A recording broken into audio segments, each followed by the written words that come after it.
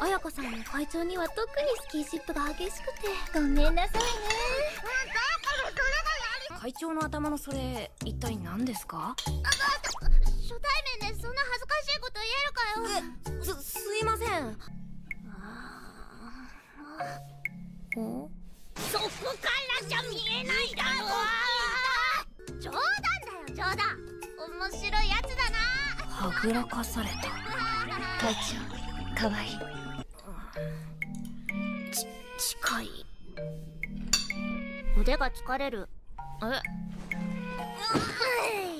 のも当然だけどな。すごい話したがってる顔だ。会長は聞きたい聞きたい。しょうがねえな。おかえりなさいあなた。お風呂にする？ご飯にする？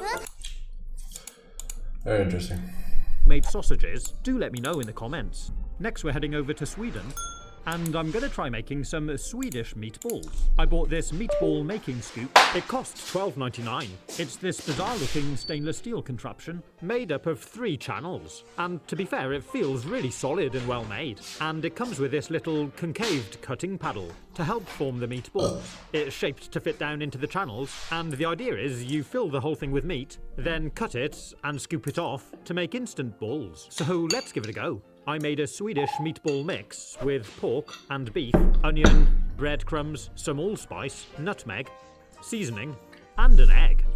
Then, after giving it a thorough mix, we've got something that looks like this. So let's try the gadget. I'm using a spoon to fill each channel with the meat, and it's not actually that easy to do. The meat's obviously a really thick consistency, and you've got to kind of squeeze it and push it down into the channels. But once it was full and nice and uniform, it looks like this. So we're ready to start forming the meatballs. I'm resting it on a plate, then I push the paddle down into the meat to cut through it, and slid them forward onto the plate.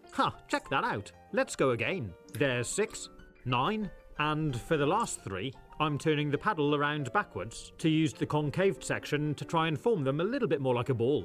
And there we go. Well, that definitely was quite quick once we'd filled up the scoop. First impressions are, well, they're not really round. If we take a closer look, the only rounded side is the side that was sat in the channel. But I'm not really sure that matters, and we'll see how they look when they're cooked. But first I want to try out these meatball shaping tongs. Let's see if these work any better.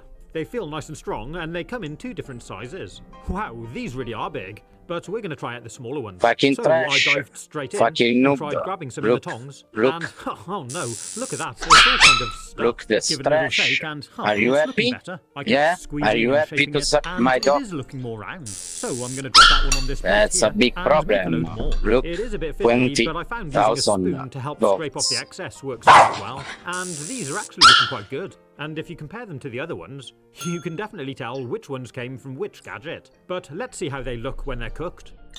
To start with, I'm frying them all off in a little oil to brown them. They all seem to hold together fine when I'm turning them. And, they're starting to look and smell nice. And once they'd browned all the way around, the difference in shape was getting less noticeable. The next step is to transfer them onto a baking tray. I still kept them separate, with the ones from the scoop staying on the right-hand side. I placed them in the oven, and while they're cooking through, we need to make the sauce. I placed some butter in a pan, together with all those lovely meat juices. Let that melt down. Then I added in some flour, stirred it in, and poured over some hot beef stock.